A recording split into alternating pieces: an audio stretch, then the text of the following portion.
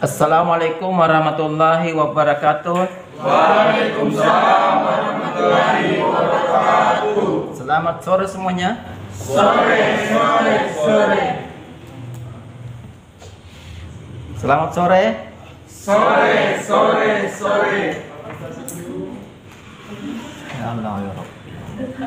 Ini sudah pertemuan keberapa kali? 4. Harusnya sudah tahu. Kalau saya bilang selamat sore, jawabannya selamat sore 3 kali ditambah dengan semboyan Usen. Apa tuh? USN Lisa. Nggak usah pakai fakultas, hukum yes. Ulangi, selamat sore. Sore. USN bisa.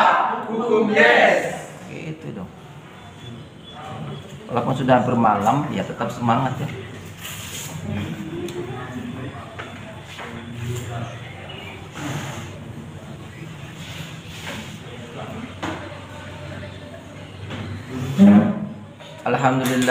Alhamdulillahirabbil alamin wassalatu wassalamu ala asyrafil anbiya'i wal mursalin sayyidina Muhammadin wa ala alihi washabihi ajma'in, amma ba'd.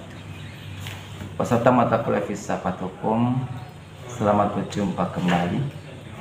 Hari pertama setelah lebaran nih. Iya kah? Saya mohon maaf kalau ada salah kata hilaf selama ini, mohon dimaafkan.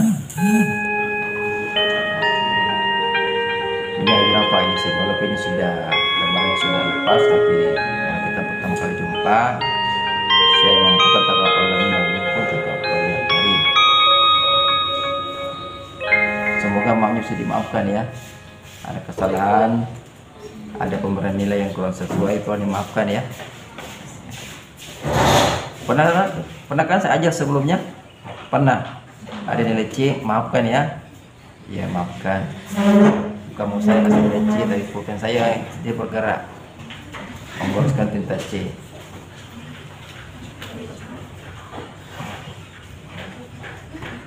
Jam berapa sekarang? Jam 4? Iya. 4.25? Ya loh, tak terasa nih. Tadi saya di bawah setengah 4 menunggu.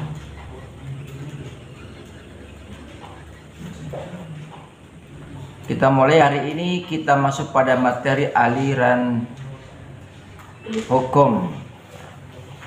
Jadi filsafat itu mempunyai alirannya. Dalam filsafat hukum kita akan kaji ini materinya aliran hukum atau aliran filsafat hukum. Jadi ketika bicara aliran hukum kita akan membahas ini. Nah, aliran hukum atau aliran filsafat hukum itu yang pertama-tama adalah yang kita kenal dan nama aliran hukum alam.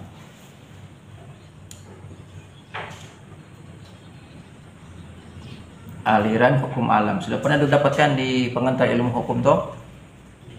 Sebenarnya pengulang-pengulangannya mungkin saya bilang ke ulang-ulang biar gampang diingatkan lagi. Nah, aliran hukum alam ini itu timbul karena manusia gagal mencari keadilan yang absolut. Jadi dari dulu itu sampai sekarang manusia itu selalu ingin mencari keadilan. Dan keadilan itu di mana-mana ada. Di hukum ada, ikut dihukum. Maksudnya di ilmu hukum ada, di ekonomi juga ada, di politik juga ada. Selalu keadilan ini menjadi cerita hangat. Ibaratnya nih keadilan ini menjadi cerita turun temurun. Jadi dari dulu memang kita selalu mencari keadilan absolut, tapi itu gagal ditemukan, sehingga lahirlah aliran hukum alam. Aliran hukum alam ini dipandang sebagai hukum yang berlaku universal dan abadi.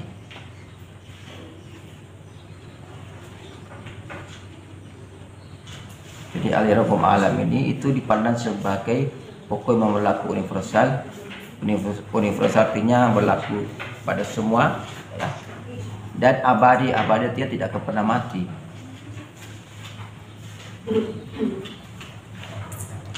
Ya. Intinya aliran hukum alam itu juga mencari keadilan sebenarnya. Jadi hukum itu selalu dikaitkan dengan keadilan. Ya, kalau tidak ada keadilan maka itu bukanlah hukum. Seperti itu. Jadi hukum alam dianggap lebih tinggi dari hukum yang sengaja dibentuk oleh manusia. Jadi dalam pemahaman hukum alam ini, aliran hukum alam ini, mereka berpendapat bahwa hukum alam itu lebih tinggi daripada hukum yang dibuat oleh manusia. Itulah yang membuat mereka menjadi universal dan abadi. Aliran hukum alam ini itu dibagi menjadi dua. Yang pertama adalah aliran hukum alam irasional, dan kedua adalah aliran hukum alam rasional. Jadi gampang ingatnya ya. Yang pertama aliran hukum alam irasional, dan yang kedua adalah aliran hukum alam rasional.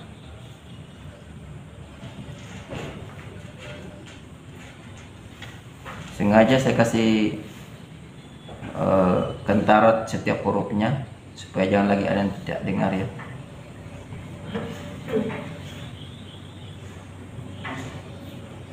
Nah, kita mulai pada aliran hukum alam irasional.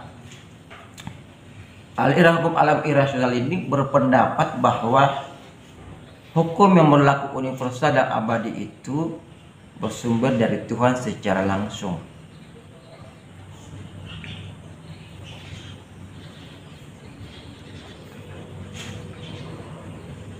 Jadi aliran hukum alam irasional, mereka mengatakan bahwa hukum, kan awalnya kan, saya ulangi ya biar lebih jelas lagi. Aliran hukum alam itu kan menyatakan bahwa aliran hukum ini adalah hukum yang berlaku universal dan abadi, ya, tidak akan mati. Selama dunia masih ada, maka aliran hukum alam itu masih ada. Nah, aliran hukum alam ini dibagi dua, menjadi satu irasional dan satu rasional. Aliran hukum alam irasional itu berpendapat bahwa hukum yang universal dan abadi itu sumbernya dari Tuhan, ya, secara langsung dari Tuhan kepada nabinya, nabi nanti turun ke kitab sucinya. Itulah yang menjadi hukum. Jadi apa yang diperintahkan oleh Tuhan dalam pandangan aliran hukum alam irasional, maka itu adalah hukum. Di sini hukum Tuhan lebih tinggi, itu intinya hukum alam. Dan dianggap bahwa hukum Tuhan itu bisa memberikan keadilan.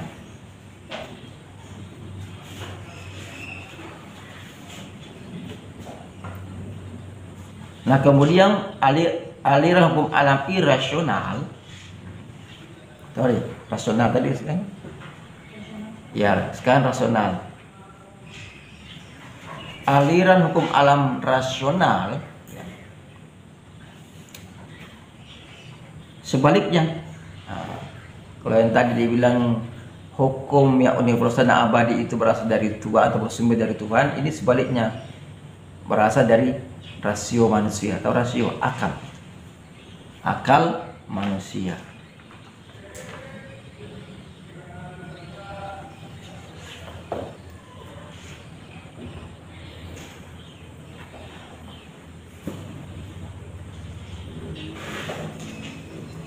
Jadi menurut aliran hukum alam rasional bahwa hukum yang universal dan abadi itu sumbernya dari akal manusia atau rasio manusia, ya. Jadi pandangan hukum alam rasional itu muncul sejak masuknya zaman Renaissance. Renaissance itu masa di mana akal lebih diutamakan. Orang Barat mengatakan itu zaman keemasan karena semua akal yang menjadi tolak ukur, ya. Jadi ketika itu rasio manusia, jadi di zaman Renaissance ini kita kenal adalah zaman Renaissance tulisannya, ya, baca Renaissance, yaitu zaman ketika rasio manusia dipandang terlepas dari tertib ketuhanan. Jadi dianggap bahwa akal manusia itu memegang peran penting.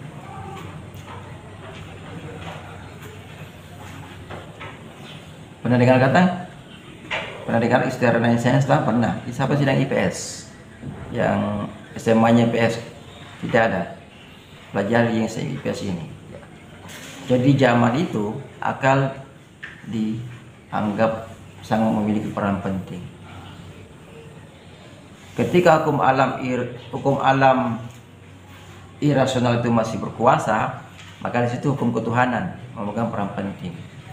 Apa yang dikatakan oleh Tuhan melalui para nabinya turun ke kita. Kemudian kalau di Eropa tuh gereja yang menguasai, ya. Makanya di BW itu kan produk Eropa. Tahu BW tak? Burger like what book. Ya, kitab undang-undang hukum pidana juga itu produk Eropa juga itu. Sehingga itu dianggap itu sangat dipengaruhi oleh pengaruh gereja. Kalau di BW itu dipengaruhi hukum kanonik. Ya. Hukum kanonik itu hukum Katolik tentang perkawinan. Kental sekali perkawinan. Seperti itu. Nah, itu lahir di zaman irasional. Jadi apa dikatakan gereja, ya itulah menjadi hukum. Nah, pada zaman hukum alam rasional, ya sebaliknya ya. Jadi hukum yang universal dan abadi itu tidak lagi bersumber dari Tuhan, tapi bersumber dari rasio manusia. Nah, salah satu penganutnya adalah Hugo de Groot. Hugo de Groot tulisannya sama ejaannya ya. Atau Grotius. Grotius ini atau Hugo de Groot itu dikenal sebagai bapak hukum internasional. Karena dialah yang mempopulerkan konsep-konsep hukum dalam hukum antar negara. Seperti hukum perang, ya, maupun hukum laut. Grotius menyatakan bahwa sumber hukum itu adalah rasio manusia. Itulah ukurnya. Jadi kalau kita mau lihat apakah ini aliran hukum alam rasional, kita lihat dia dari mana dia ambil sumber hukum. Dia menyatakan bahwa sumber hukum adalah rasio manusia. Apa yang menurut akal manusia hukum, maka itulah hukum.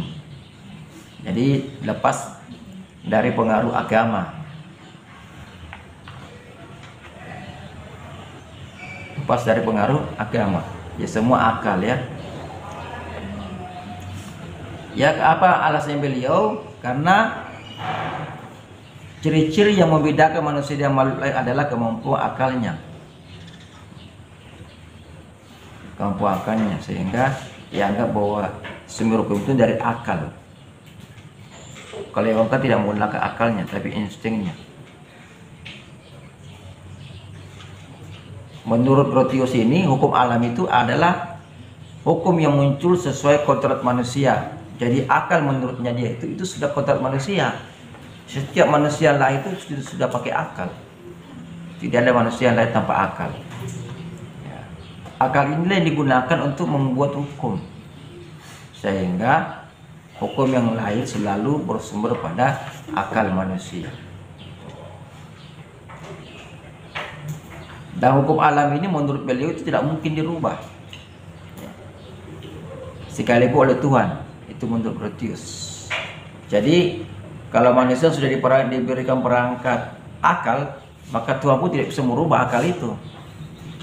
Kemampuan akal itu maksudnya ya. Sudah begitu katanya. Sudah ibaratnya sudah robot. Kalau sudah tenang, ketika enter dia akan berlompat ya. Kalau ketika enter sudah seperti itu. Sudah terprogram otomatis. Itu menurut kurang lebih begitu Grotius ya. Jadi walaupun Tuhan katanya beliau itu tidak bisa merubah itu sudah kontrak manusia sebagai manusia berakal. Jadi makanya menurutnya Grotius ini atau Hugo de Groot ini, hukum alam itu diperoleh manusia dari akalnya. Tapi diakui bahwa Tuhan yang memberikan kekuatan untuk mengikat akal itu. Diakui juga sih, hanya dalam hal hukum ya dia memisahkan ya akal dengan Tuhan. Jadi tidak ada campur tangannya dengan Tuhan. Walaupun awalnya Tuhan yang memberikan, diakui juga ya. Tapi lepas itu lepas. Maka kalau sekali ditanamkan akal ke manusia, maka Tuhan pun tidak bisa merubahnya. Ini menurut dia. Kemudian Immanuel Kant. Immanuel Kant juga ini adalah salah seorang penganut hukum alam rasional. Sama juga Immanuel Kant melakukan penyelidikan unsur-unsur mana dalam pemikiran manusia yang berasal dari rasio. Menurut beliau, rasio itu atau akal manusia sudah ada terlebih dahulu tanpa dibantu oleh pengalaman. Jadi menurut Immanuel Kant itu sejak manusia dilahirkan sudah ada itu akalnya, ya. Sudah ada akal terbenam, tertanam di manusia itu.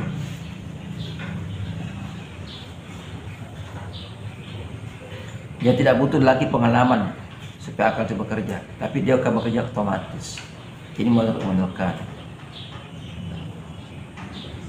Kemudian aliran berikutnya, aliran kedua adalah aliran positivisme hukum atau aliran hukum positif. Tadi kan aliran hukum alam ya. Yang pertama aliran hukum alam dibagi dua. Yang pertama aliran hukum alam irasional dan kedua aliran hukum alam rasional. Kayaknya saya belum bisa bicara lama ya. Masih flu. Nah ya, lalu yang kedua adalah aliran positivisme hukum atau aliran hukum positif. Bisa tulis aliran positivisme hukum ya. Positivisme hukum. Jelas ya? Atau nama lainnya aliran hukum positif. Menurut aliran ini, hukum harus dipisahkan secara tegas. Dari mana? Dari moral. Ya. Jadi hukum tidak boleh digabungkan dengan moral. Tidak ada hubungannya hukum dengan moral. Jadi hukum dan moral dua hal yang berbeda. Jadi menurut aliran ini, jadi menurutnya hukum itu adalah sesuatu yang mengikat, tetapi moral itu tidak mengikat. Jadi kalau membuat hukum yang bertentangan dengan moral maka tetap dipisahkan. Ya moral, hukum yang hukum. Seperti itu. Makanya kalau kita sering dengar itu masih banyak aliran seperti ini. Ketika ada orang melanggar etika atau moral, maka ada yang menyatakan bahwa itu kan hanya moral, bukan hukum dilanggar, sehingga tidak akan sanksi hukumnya. Jadi sehingga sebagai ahli hukum, sarjana hukum juga, apabila melihat suatu putusan yang dinyatakan hanya melanggar etika, maka dianggap putusan itu tidak cacat. Sebagai orang begitu ya, maka banyak menyatakan begitu. Kalau putusan yang lahir dari pelanggaran etika, dianggap putusan itu tetap berlaku sebagaimana mestinya. Ya. Tidak membatalkan kekuatan dari putusan itu. Ya, kalau saya pribadi sih, ketika putusan itu sudah melanggar etika, ditempuh dengan jalan-jalan prosedur yang memang ada tanda kutip ada permainan, maka seharusnya putusan itu batal dong. Ya kan, itu. Tapi kalau masuk lagi di norma tertulisnya, ya lebih banyak menggunakan ini aliran hukum positif. Selama peraturannya tidak menyatakan demikian, tidak menyatakan batal, maka dia batal terus jalan. Itulah yang terjadi sampai saat ini. Memang aliran hukum positif selalu lebih menang daripada aliran lainnya karena dia tertulis. Nah, aliran hukum positif ini atau positivisme hukum itu dibagi menjadi dua aliran lagi. Ini aliran dalam aliran ya, harus teliti. Yang pertama adalah aliran hukum positif analitis atau biasa kita kenal analytical jurisprudence. Tahu kan bahasa Inggris dikit-dikit toh? Analytical jurisprudence. Kalau analytical itu berarti tulisannya analytical. ya, analitica, ya. Itu I-nya Y. Saya malas berdiri ke sana, malas menulis. Cari sendiri tulisannya ya. Banyak Google kok. Aliran ini ya, aliran hukum positif analitis ini itu salah satu penganutnya adalah John Austin. Pernah dengar nama John Austin? Pernah? Belum pernah? Pernah baca? Tidak pernah? Ketahuan kalian tidak pernah baca buku. Ini John Austin ini, kalau kalian buka buku-buku filsafat hukum, teori hukum, pengantar ilmu hukum, pasti ada muncul ini. Atau kalian baca jurnal-jurnal. John Austin, tidak pernah baca namanya, tidak pernah. Kalau saya tidak pernah lihat orangnya, memang sudah tua dia, lebih tua daripada saya. Ini kan hidupnya sudah ratusan tahun. Bukan John Austin tetangganya kita, bukan, beda. Ini John Austin sana, orang sana ya. Bila mengatakan bahwa hukum adalah, ini beliau memberikan pengertian hukum secara simpel sekali.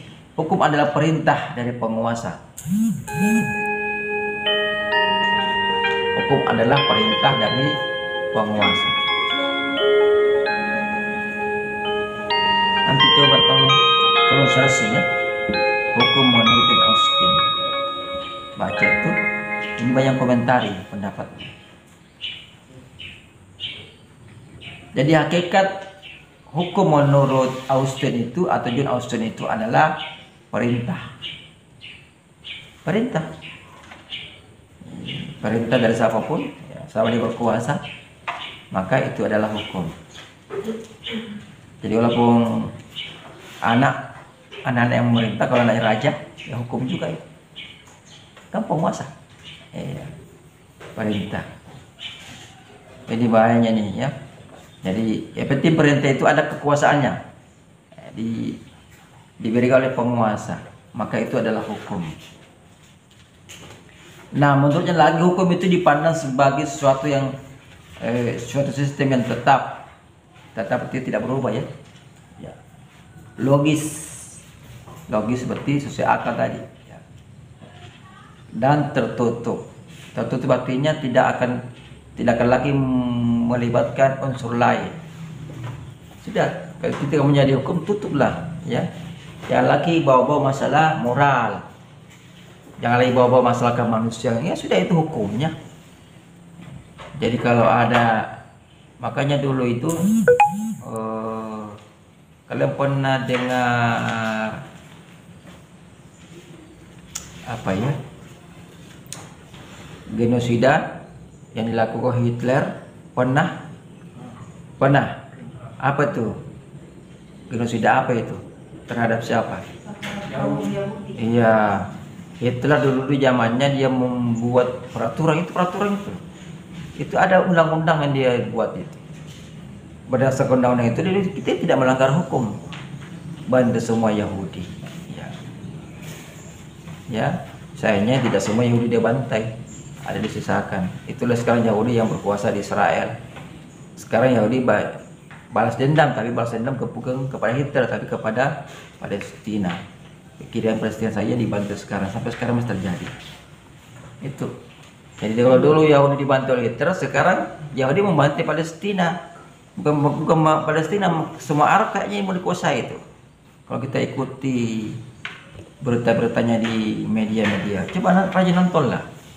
Itu media-media ya, berita-berita internasional, disimaklah. Di bulan puasa itu, di bulan puasa yang lalu itu sampai di wilayah Arab Saudi itu dia menyerang, kan? Arab Saudi diam-diam saja ya.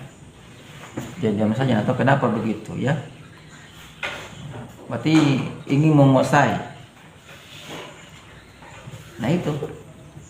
Jadi menurut kembali ke laptop bahwa hukum adalah perintah, itu menurut Austin. Kalau Austin, kalian sudah tahu ya, John Austin. Kalau orang bule itu, orang bule ini kan, orang barat itu kalau kita sebut namanya, nama belakangnya. Ya, kalau John Austin kita perlu sebut saya Austinnya. Ya. Sama kalau saya hari tulung sebut tulung, tapi saya jangan begitu karena saya orang barat ya. Hari tulung saja. Atau kalau mau dain tulung saja ya. Kalau nak sebut harinya dainnya dain tulung.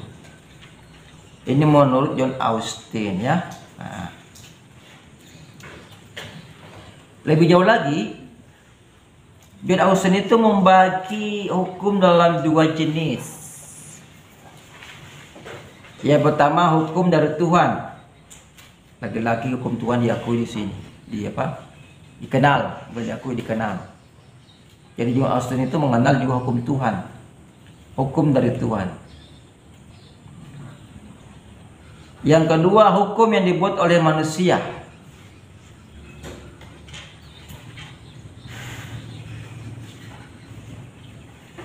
Kira-kira menurut kalian yang mana yang diakui hukum oleh John Austin itu? Apakah hukum dari Tuhan atau hukum yang dibuat oleh manusia? Ayo tebak-tebak ya, ini manusia. John Austin itu ya, ini aliran positif ini, aliran positif hukum ini, dia tuh selalu ciri khasnya itu adalah hukum tertulis. Jadi hukum manusia ini, hukum yang dibuat oleh manusia itu hukum tertulis. Ini yang dianggap sebagai hukum oleh John Austin. Hukum dari Tuhan itu dia kenal hanya untuk manusia, tapi tidak berlaku kepada manusia. Ya. Dia tahu ada hukum dari Tuhan, tapi yang dianggap hukum yang berlaku di suatu negara itu adalah hukum yang dibuat oleh manusia. Itulah yang kita kenalnya hukum hukum positif. Apalagi arti hukum positif, masih ada ingat pengertiannya? Yang berlaku sekarang. Hukum berlaku sekarang, simpelnya. Apa yang kalau yang lebih lengkapnya apa? Mengapa dikatakan berlaku sekarang? Karena berlaku di mana? Karena berlaku pada daerah tertentu, misalnya Indonesia. Berlaku pada masyarakat tertentu, misalnya masyarakat Indonesia. Rakyat Indonesia, dan berlaku pada waktu sekarang. Nah, digabung itu menjadi hukum berlaku saat ini. Seperti itu. Apa? Ius constitu? Iya. Bahasa tolakinya ius constitu. Kalau hukum yang baru akan diberlakukan, baru masih ancang-ancang, ius constituendum. Ya, bagus. Masih diingat ya? Ya, siapa dosennya dulu? Siapa dosennya dulu? Pak Irsan. Ya, bagus, diingat. Bila saja iya supaya jangan lama-lama. Ya. Nah, kemudian hukum yang dibuat oleh manusia itu dibagi dua lagi. Ini menurut John Austin. Yang pertama hukum yang sebenarnya. Hukum yang sebenarnya. Inilah yang kita kenal dengan hukum positif.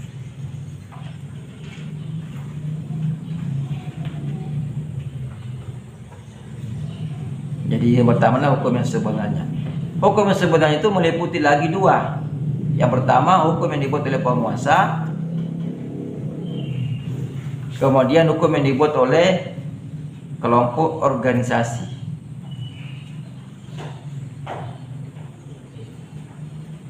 Bisa bedakan mana hukum oleh penguasa? Contohnya apa kalau hukum yang dibuat oleh penguasa? Undang-undang, ya. Kalau lebih tinggi undang-undang dasar, undang-undang, ya, peraturan pemerintah, apalagi itu, dari perundang-undangan itu, ya, ya, masuk itu, ya hanya dalam tapi dia masuk juga hukum positif, misalnya keputusan Menteri Keuangan, ya, ya, peraturan Menteri Keuangan PMK, itu masuk hukum yang sebenarnya, hukum yang dibuat oleh penguasa, ya. Termasuk itu lebih kecilnya lagi surat keputusan yang dibuat oleh pimpinan-pimpinan di institusi negara, ya, atau lembaga negara. Termasuk SKDK itu masuk juga hukum yang dibuat oleh penguasa. SKDK juga itu salah satu penguasa. Kalau Muslim bukan penguasa, ya. Dekan yang penguasa ya, karena dia punya SK. Saya tidak mungkin mengajar di sini kalau tidak ada SK dari dekan. Kalau mengajar berarti saya tidak, saya melakukan perbuatan tidak sesuai dengan kewenangan, berarti saya tidak boleh memberikan nilai. Seperti itu simpelnya. Nah yang kedua, hukum yang dibuat oleh manusia, sudah tadi ya, yang dibuat oleh manusia yang sedang dalam organisasi. Jadi organisasi juga itu ya, itu juga hukum yang sebenarnya, hanya ini berlakunya terbatas, hanya internal saja. Misalnya kalian masuk organisasi apa nih, Forki, Federasi Organisasi Karate Indonesia. Itu Forki, itu yang suka menendang karate ya. Atau kalian masuk misalnya di perkumpulan AMI misalnya, itu ada hukumnya itu masing-masing, dibuat oleh organisasinya, hanya berlaku internal. Nah, pembagian kedua dari hukum yang dibuat oleh manusia. Tadi kan ada hukum yang sebenarnya, dibagi dua lagi. Kemudian setelah itu hukum yang tidak sebenarnya. Ya, hukum yang tidak sebenarnya. Ini artinya hukum yang tidak sebenarnya adalah hukum yang dibuat oleh penguasa, kita penguasa membuat untuk memenuhi persyaratan sebagai hukum, ya, seperti ketentuan dari suatu organisasi olahraga.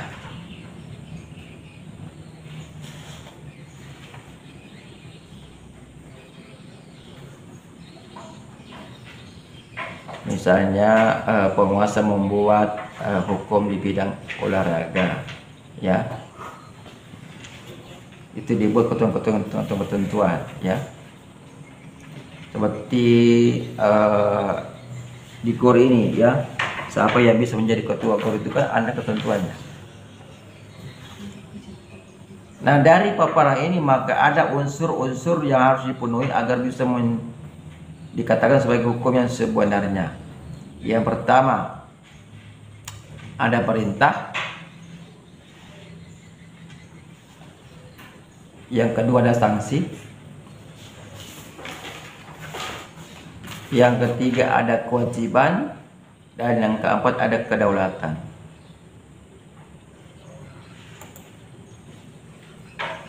Ada perintah dulu, ya, perintah itu ya untuk dianggap bahwa itu adalah hukum ya sebenarnya, maka ia membuat itu adalah apa, ada perintah dari orang yang membuatnya itu, ya. Berarti ada kekuasaan di sini. Kemudian sanksi, hukum itu memuat sanksi kalau dilanggar. Kemudian dalam ada kewajiban berarti keharusan, ya. Kemudian ada kedaulatan. Kedaulatan adalah wilayah kekuasaan. Kita harus bernegara dulu. Ya, kalau kita mau punya hukum, kita harus bernegara dulu. Tanpa negara itu kita tidak mungkin punya hukum. Harus ada kemerdekaan dulu. Kira-kira apa yang menjadi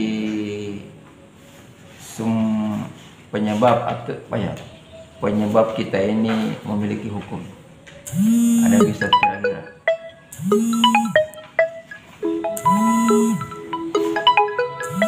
Kalau sudah bilang kuliah hukum.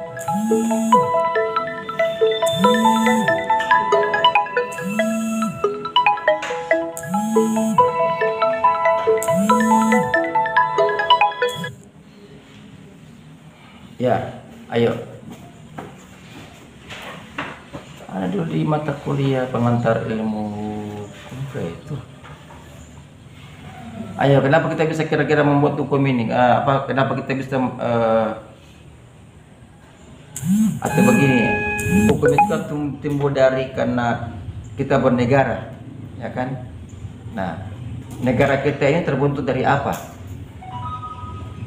Apa yang membuat Indonesia ini menjadi negara? Karena ada apa? Karena kejadian apa? Ada proklamasi. Proklamasi kan coba tidak ada proklamasinya kita. tidak akan ada negara Indonesia, yakin. Tidak akan ada negara Indonesia kalau tidak ada proklamasi. Jadi kita harus berterima kasih kepada Founding Father, ya, pendiri negara kita ini, ya, Bapak pendiri negara kita ini, Bung Karno. Nah, berikutnya dari pembagian dari tadi kan aliran hukum positif bagi dua, ya. Ya, yang sekarang yang pembagian kedua, aliran hukum murni. Aliran hukum murni.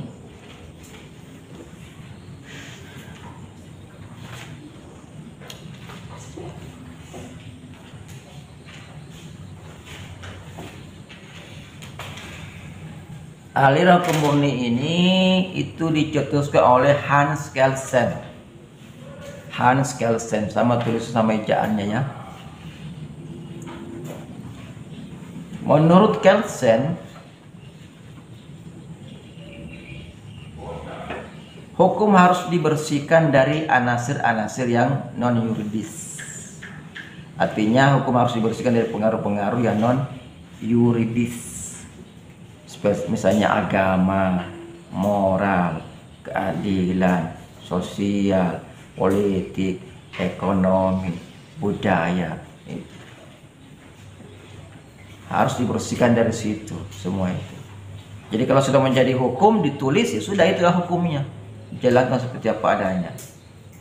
Ini namanya kita kenal dengan aliran hukum murni itu, ya, atau teori hukum murni, sama.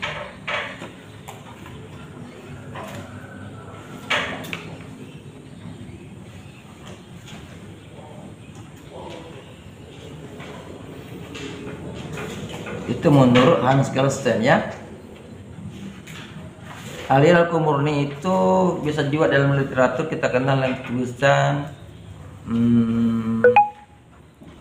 pure law theory. Ya, kalau kita baca namanya tulisan asingnya pure law theory. Pure itu pure, ya, pure. Law tato saya law tahu. Apa tuh saya law? Ejaannya apa? LAW. Iya, LAW. Kalau teori? Teori. Teori tulisannya T Teori. TH.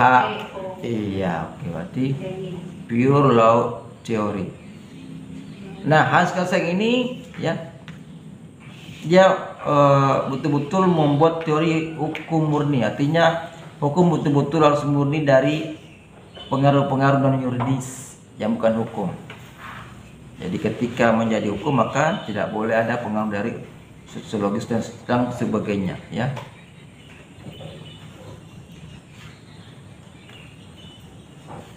Nah, dalam aliran hukum murni ini itu terbangun juga hierarki perundang-undangan. Ya. Jadi menurut Hans Kelsen, ya, untuk menjaga kemurnian dari hukum itu, maka supaya hukum itu tidak saling tindis menindis, maka harus ada aturan, harus dikenal dengan aturan apa? Aturan lebih tinggi dari yang lainnya. Jadi ada hierarki perundang-undangan, hierarki hukum, ya. Dia bikin lagi namanya Stufenbau teori, Stufenbau teori. Jadi artinya, iya, teori hukum tangga, ya. Menurut Hans Kelsen bahwa hukum itu harus ada hukum tertinggi, norma yang paling tinggi, yang duduk di atas sekali. Jadi ada norma tertinggi yang didudukkan di atas sekali, ibaratnya piramida, ya, makin ke atas makin mengerucut. Ini di atas ini ada norma tertinggi. Norma tertinggi inilah yang memayungi semua hukum di bawahnya. Jadi hukum di bawahnya tidak boleh bertentangan dengan hukum di atas. Jadi hukum di atas adalah komando dari hukum di bawah. Dia mengomando hukum di bawah. Di Indonesia kita kenal namanya, ya, judicial review, ya, itu judicial review. Kalau ada undang-undang bertentangan dengan undang-undang dasar, kita ajukan ke MK.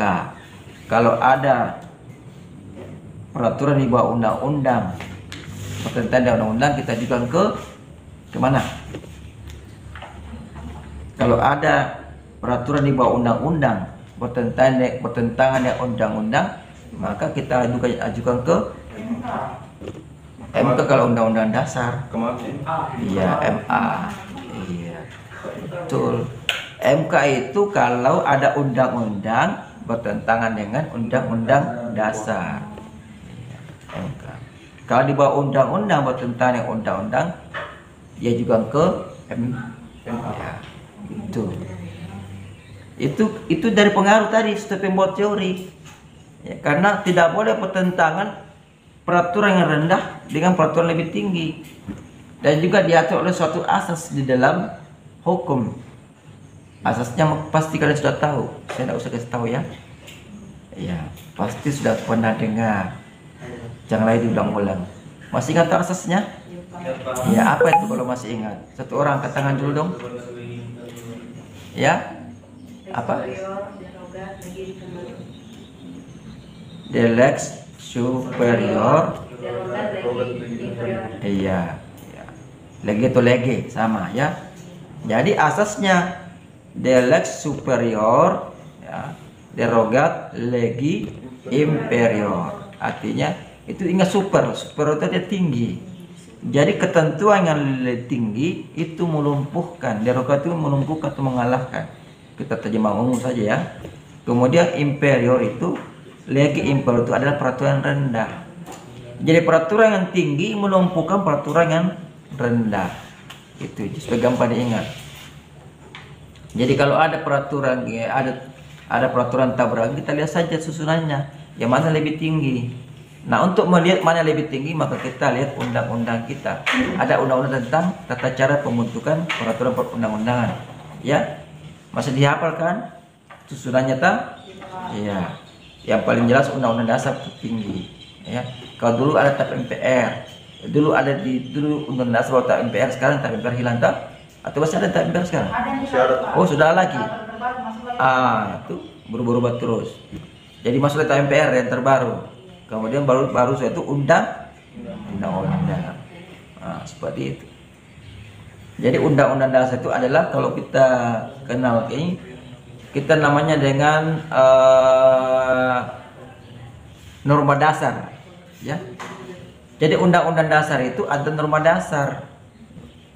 Ini harus kesen. Jadi ada norma dasar yang didudukkan paling atas, yang kemudian memayungi norma-norma di bawah. Atau bisa kita istilah konstitusi. Undang-undang dasar kita itu adalah konstitusi. Jadi peraturan manapun tidak boleh bertentangan dengan undang-undang dasar. Ya, seperti itu. Makanya adalah undang-undang pornografi, ya, undang-undang tentang larangan pornografi. Ya, karena pornografi itu pada dasarnya bertentangan dengan undang-undang, ya, dasar. Bertentangan dengan jiwa dari undang-undang dasar. Apa jiwa undang-undang dasar? Kalian masih ingat apa jiwanya undang-undang dasar? Undang-undang dasar itu punya jiwa. Apa jiwanya? Apa jiwanya? Itu di pembukaan Pancasila. Makanya sudah kita amandemen 4 kali, pembukaan belum pada amandemen kali itu ada jiwa. Ya, itu jantungnya undang-undang dasar. Kalau dirubah itu berubah semuanya.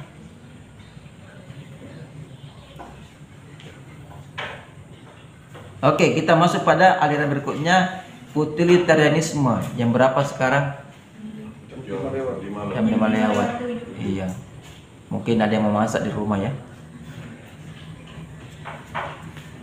Kita lanjut dulu utilitarianisme. Nanti lanjutannya nanti disambung di hari Minggu. Hari Minggu saya ngajar di Kolut. Insya Allah kita live streaming. Kalau saya offline, kalian online ya. Sekarang yang ketiga, aliran utilitarianisme.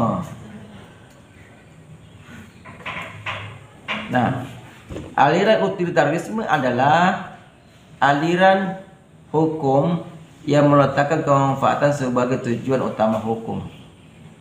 Jadi dia letakkan kemanfaatan itu sebagai tujuan hukum.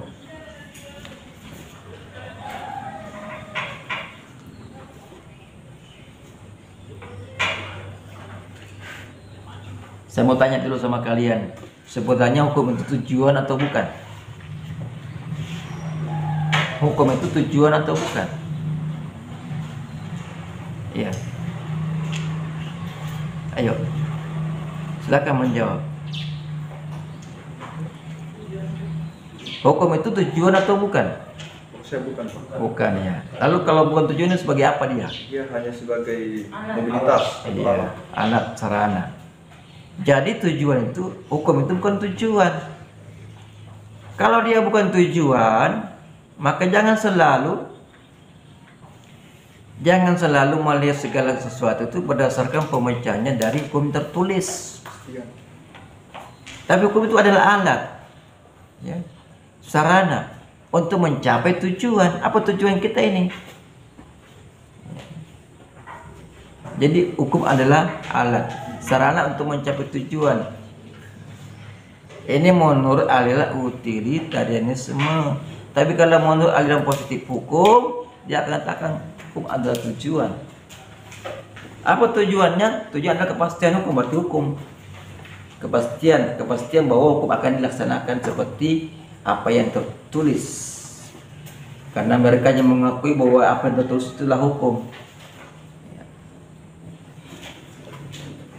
Itu ya. Tapi ini masih dikondisikan. Kalau saya mengkondisikan sesuatu, ada kalanya kita menyatakan bahwa apa yang tertulis itu adalah hukum. Ada kalanya kita menyatakan bahwa hukum tidak selalu yang tertulis. Kondisinya, contoh, saya kondisikan. Ada larangan menyeberangi rel. Kalian pernah lihat kereta api? Pernah ya? Pernah minimal di televisi ya? Iya.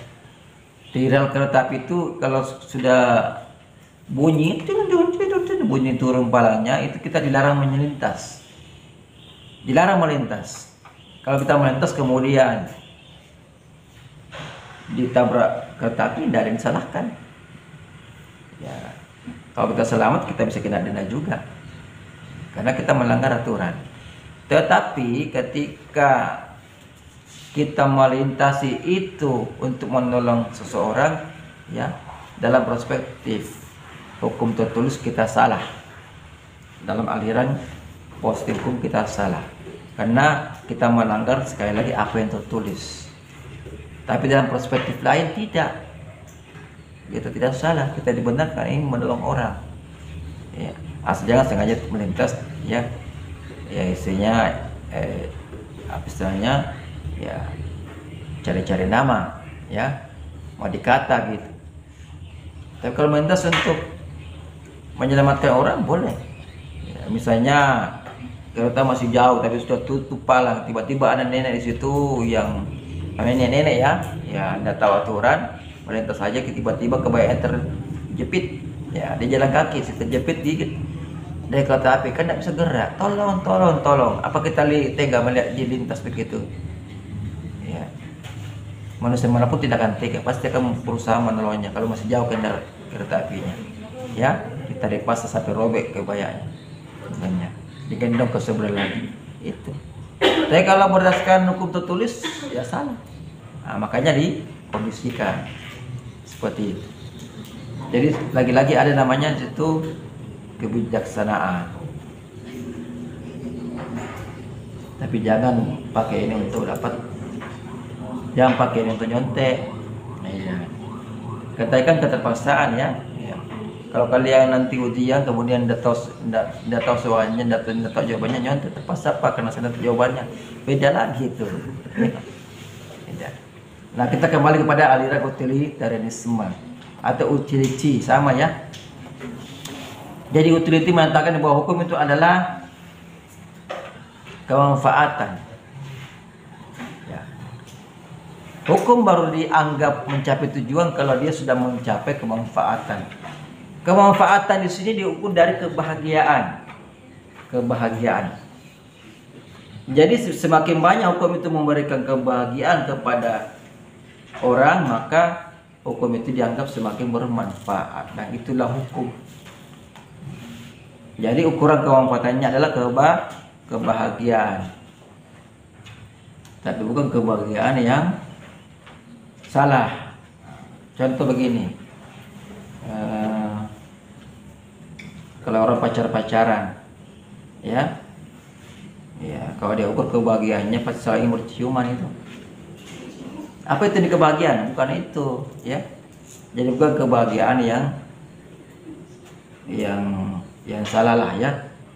Nah, contoh kecil kebahagiaan, misalnya mendapatkan keuntungan.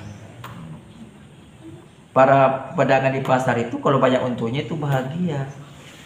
Ya, dia bahagia. Makanya kalau dia sudah bahagia berarti dianggap sudah hukum itu sudah memberikan kemanfaatan.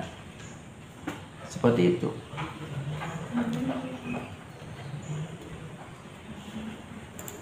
Nah, menurut aliran ini bahwa alam itu memberikan dua hal. Jadi menurut aliran ini juga alam tempat kita hidup ini itu memberikan dua hal.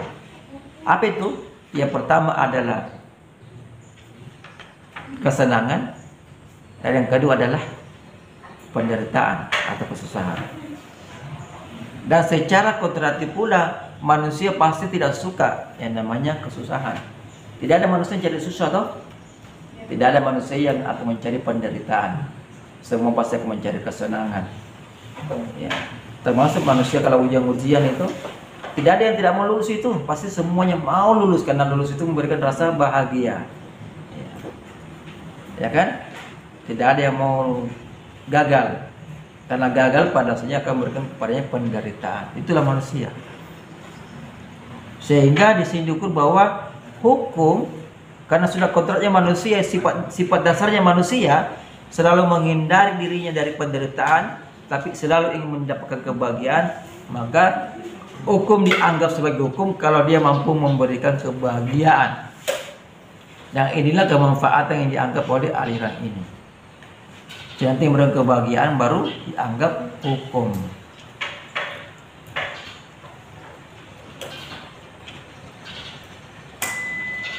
Baik, sekian karena sudah malam ya. Ini lampu tidak nyala. Ya. Sampai jumpa pada minggu depan. Kalau hari Jumat kita bisa hari Minggu kita bisa gabung, maka itu menggantikan untuk hari Kamis atau menambah dari Kamis. Kita kena masih kurang pertemuan ya. Ini pertemuan kelima. Keempat kah? Oh, keempat. Keempat ya? Oh, begitu. Harusnya sudah keberapa? Ke 6, 7. 7 ya? Harusnya sudah keberapa ini? Ke 7? 9. Oke, kalau begitu sekian hari ini. Terima kasih atas segala perhatiannya. Mohon maaf atas segala kekurangannya. Wassalamualaikum warahmatullahi wabarakatuh. Waalaikumsalam.